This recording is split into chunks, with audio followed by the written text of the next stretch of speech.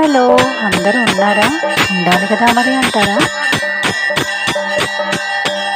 అలా హోమము, కలశ పూజ అయిన తర్వాత కలశాలు తీసుకొని గుడి చుట్టూ ప్రదక్షిణ చేసి ఇలా కలశంలోని నీళ్లతో స్వామికి అభిషేకం చేస్తారు. అలా అభిషేకం చేసిన తర్వాత ఇలా దీపాలను మా అందరి చేత వెలిగించారు. ఈ దీపారాధన తర్వాత దేవునికి అర్చన చేస్తారు. యాక్చువల్లీ లాస్ట్ ఇయర్ అయితే సహస్రనామార్చన చేశారు. ఈసారి టైం అయిపోతుంది, అప్పటికే 2 అయిపోయింది అనేసి అని అష్టోత్తరం చేశారు. నిర్వాణం గుణవాధరం ఆనంద కోలాహలం వందే భూత విశాదనాదవడుగం శస్త్ర